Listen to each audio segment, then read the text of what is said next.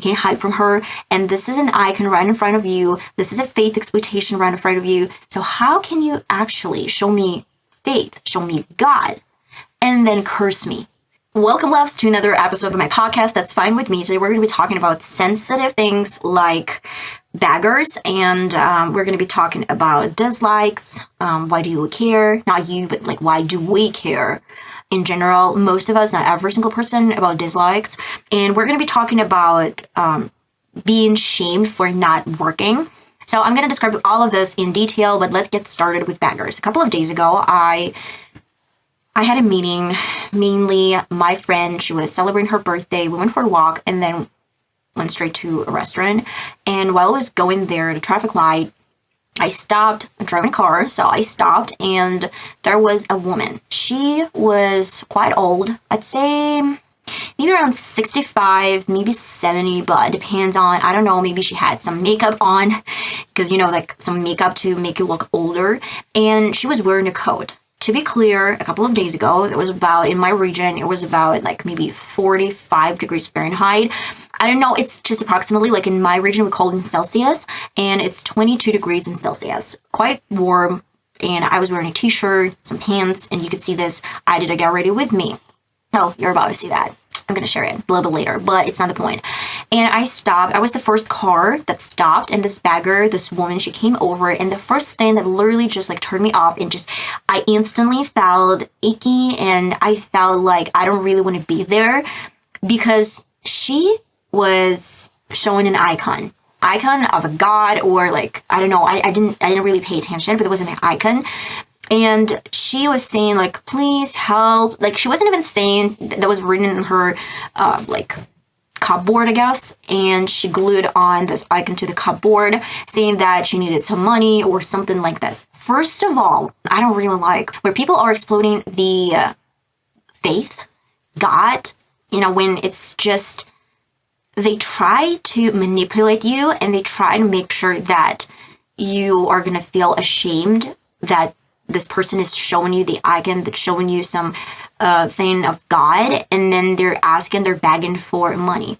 Don't get me wrong, I actually give money to beggars, not every single person. Sometimes I got this impulse, I got this feeling that I really want to help this person, and most of the time it's gonna sound weird and crazy, but I give money to alcoholics.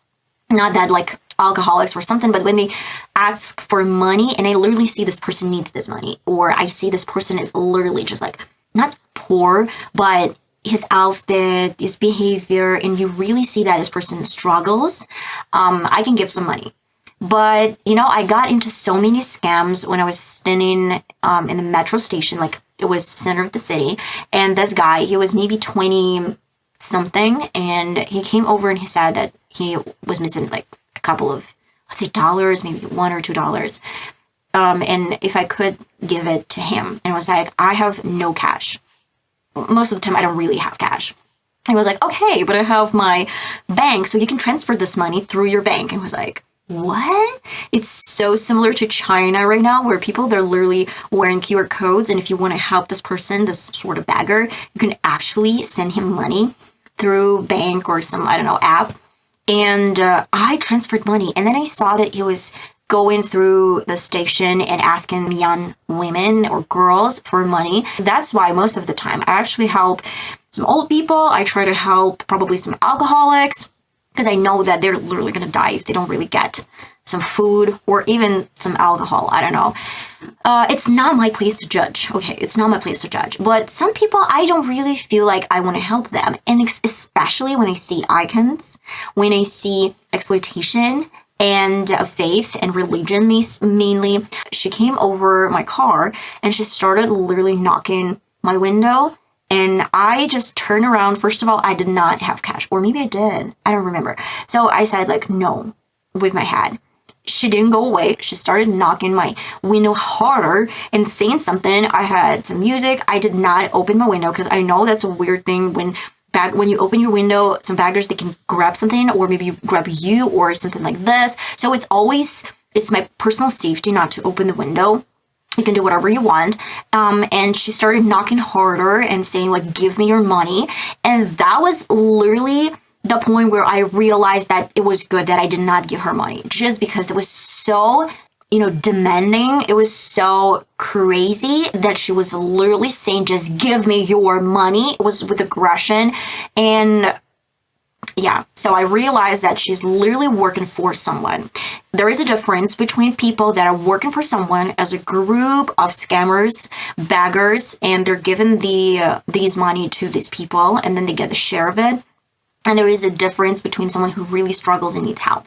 But it's so funny, our government is actually helping these people. Most of the time, they get their benefits, pensions, especially if they struggle with some wounds or something like this. They're literally going to have good payments. I felt disgust, and I feel like it has to be stopped at some point. And I saw that the other car opened the window. She was knocking the window the same way, and she puts you in a position where you have no exit. There's a traffic light, there's a car in front of you and behind you, and then this person is asking for money, literally knocking in your window. You can't hide from her, and this is an icon right in front of you. This is a faith exploitation right in front of you, and this person is making sure that you can run away. And when I did not give money to this person, she started cursing me or saying something about me. So how can you actually show me faith, show me God, and then curse me? So, when there's a bagger, like a professional bagger who doesn't really need money because she's struggling, but she needs money, so she has this sort of business. You can disagree with me. This is my point of view. Sort of disclaimer, whatever I say in this videos, whatever I say in my podcast, it's strictly my opinion, and I'm not saying that it's the only way around. And now I'm moving to a little bit different point. I was scrolling my internet page and mainly my YouTube page, and I was looking for some statistics and analytics. And YouTube is literally providing this better than any other source. I guess with the YouTube Studio, you can get so many details about your channel. Is it growing? If it's not growing, about your subscribers. It's a good source of knowledge. And I was looking through my page, my YouTube page, and I realized that I needed to see some sort of statistics, which of my videos are performing good and which of them are not performing at all.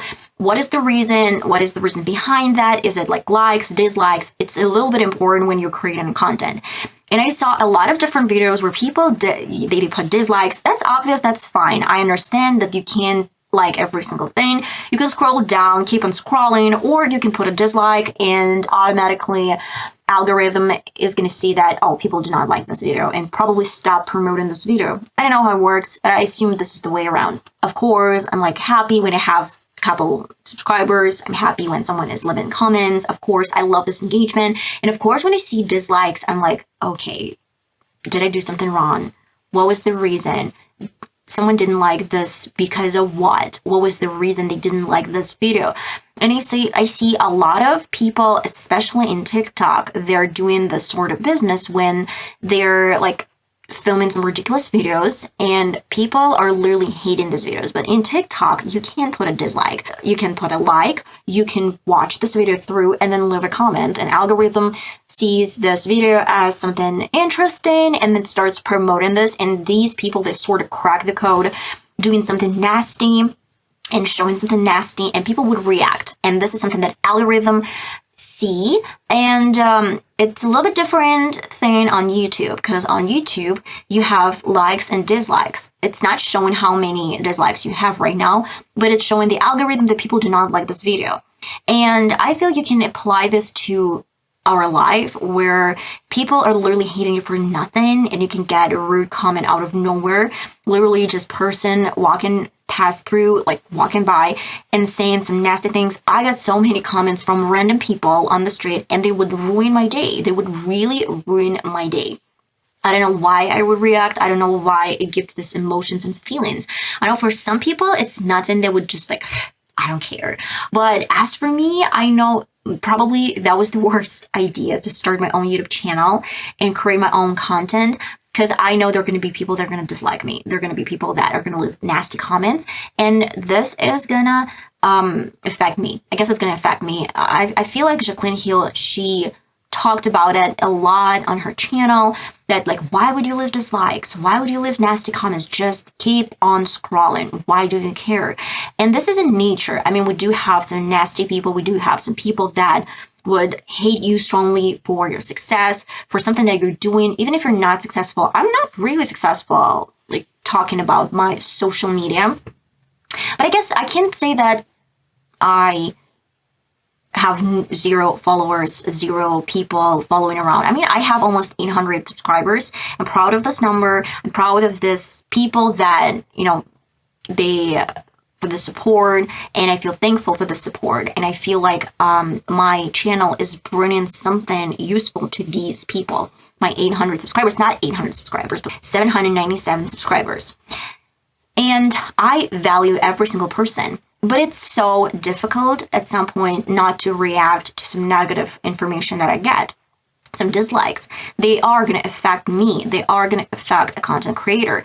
I don't really say it's okay to show your opinion, and I feel it's okay when people dislike you. I don't really like this content, so I'm going to put a dislike, and that's totally fine. But of course, you have your pride, and this pride is going to hurt. It's going to hurt when someone dislikes you. You're like, oh my God, I put myself out there. I film, I edit, I make myself visible, and someone hates me for that. Someone hates my makeup, my content. What is wrong? Of course, there's going to be my inner voice that is not going to be pleased. I'm going to get into my thoughts, and I'm going to see that. Jacqueline Hale, just constantly asking people, why would you do that? Why do you care? Why? Because there's no answer to this question. I feel we are grown-ups. We know how it works. There are always going to be someone envious and jealous of your success. There are always going to be people that are going to hate you. And when you put yourself out there, you have to be ready for that. You have to be, of course, it's going to give some small, like, you know, pride shift and movement at some point. Of course, you would feel a little bit harmed with those dislikes, those weird comments. But at the same time, there's still a lot of people that are liking your content. They're liking something that you're filming, and they're leaving useful comments, and you have a conversation. I want to address a little bit different issue. I'd say when I feel like when you have positive, you know, feedback and, you know, likes, people are subscribing, I guess you're sort of neglecting this fact. It's like automatically, yeah, you know that someone's going to like it. But when someone dislikes, it's going to literally harm your pride. And you have to be ready. If you are thinking of starting your own channel, no matter what kind of channel, be ready that you're going to get negative comments, negative things, and do not get into this fights with every single person. To my negative comments, of course, they're affecting me, but I reply, most of the time I reply, have a good day, have a nice day. Yeah, some smile, like, you know, I send them a smiling face or something like this. Just like, I try to avoid negative, not avoid, but I try not to respond to some negative comments with negative attitude. It's going to bring just some fight, or do you really care? Like, do you really care about this random person who really loves to hate you? Just wish him a good day and get over this. It's just my advice, something that I do, or probably just do not respond at all. Do not react at all. Not a bad idea as well. I'm sorry, I'm thirsty and hungry. And now we're moving to the last topic, last, I guess, section of today's podcast. I'm going to be talking about shameful comments. And I'm not saying this about my YouTube channel. I'm not talking about my platforms or social media. I am going to talk about the way I'm not working. And I talked about this topic a couple of podcasts ago, a couple of videos ago. I am sort of like self-employed.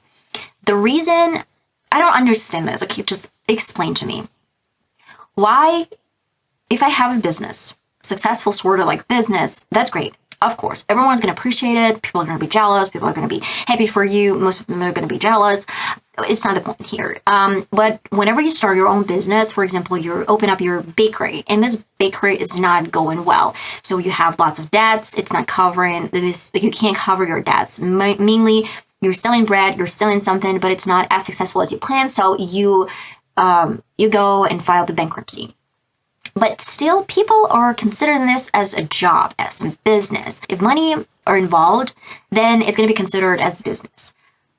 Every single time you start your social media account, social media activity, or something like this, and it's not bringing you money, real money, people are going to consider you as a lazy person that doesn't really want to do anything in life, and just, oh, another influencer. Yeah, another influencer. But it's not about the point that your content sucks. Maybe it is, but sometimes it's lacking some visibility, it's lacking some luck. The people that your target audience don't really get through algorithm your YouTube videos or your videos where you're sharing some useful information. You just don't really get to your target audience. And my friends, a lot of my friends, they try to shame me for being an influencer. They try to shame me for not working. And there's a huge shift when you work, you earn money, like some money. It doesn't have to be something crazy. Though you can be shamed for earning less than the others. Your job is not prestige. I had this situation. I don't really love judging people for their jobs, for like the work they do. Of course, if they're not killers or something like this, like extraordinary, I don't really judge people for that. My friend, she dated a girl, and this girl, she worked as an accountant or assistant in a shop. And when she came over, she started talking to me, this girl, my friend's girlfriend, ex-girlfriend. And she was shameful of her profession, not even professional. She was shameful that she worked as an assistant or accountant. She didn't have a lot of income. And she was like, oh, I work there just because I don't have money. And she tried to make excuses. And I was in shock. Why would you make any sort of excuses for your job? You're earning money the way you can earn money. It's nothing to be ashamed of. And I told her this. It's okay. My mom, in 90s, my mom worked as a cleaner. And I guess my parents, they taught me not to judge people for like working some positions that are not highly paid, or, just some positions that are not prestige, I guess. And I said, that's fine. It's totally normal. It doesn't really matter what is the way for you to earn your money. You have to be treated with as much grace and respect as the other person that probably earns millions of dollars. I hate when people treat millionaires, billionaires, or someone who like earns a lot of money with respect and disrespect others who have like a little bit different income, who are probably even poor. I feel even an alcoholic or like someone who has no place to live, he deserves respect as well as someone with money, with home, with prestige job. It's related, I guess, to the topic from the beginning of the video with beggars, why I actually can give money to alcoholics, because it doesn't really matter. This person, yeah, it sucks when you see someone struggle with this problem, but this is a real issue. This is a real problem. Of course, I don't really want to be responsible for sponsoring his alcoholism and for this addiction. At the same time, I know that some of them are literally going to die if they're not going to, have a little bit of this. And it's not my place to judge this person for being an alcoholic and for being homeless, for being poor. It's not my place. And I hear a lot of comments from a couple of, from this side of my family, not my family, mainly my husband's family, judging me for not working and asking me like, oh, what is she doing at home? My husband, he keeps in secret my sort of occupation. I restricted him, prohibited him to tell anyone about my influencer job. I don't really like to be involved in this drama when people are judging me for being an influencer. Maybe they're going to support me. Maybe they're going to say, oh, good girl, great, whatever. Or maybe they're going to just like hate me for doing this, saying that I'm doing some shitty things. It's my business and I want to keep it private. And I don't really want to be, just when people are going to talk about it. I hate this. One thing when I'm doing this channel and I'm filming this on camera, then in my own private room, I added my videos, and then I actually I'm so sorry. This is my dog, my mom's dog, and she's going crazy because my mom left for some grocery shops, and she's literally gonna do something like this. Okay, not the point here. And my cousin, she loves shaming me for not working. She would always point this out and say, oh, that's because you're not working. Oh, you can afford not to work. And she knows that I have my channel. She knows that. But she would still tell me that I'm unemployed. I don't deserve certain amount of respect as the rest of her friends that are working, and they might not be super, like, say, successful or something like this. They treat me like my husband supports me, and they treat me like, oh, she doesn't know what a real job is. Well, I actually do know. I actually remember when I had this difficulty finding a job, and I went to work for an embassy, and eventually I did got a job from an embassy. If I have a goal, I try to reach this goal. If I'm not interested in certain aspects, I'm not going to follow this. I am lucky. Okay, I'm not going to sit and pretend that, oh, I am not lucky. My channel is not growing. Yeah, my channel is not growing. I don't want you to feel pettiness to me, but I don't want you to judge me for not being like super successful. And I was judged when I was looking for a job at the embassy. I was judged for not working and being picky with my choices. When I got my job at the embassy, everyone were like, good for you. They literally were jealous that I could reach my goal.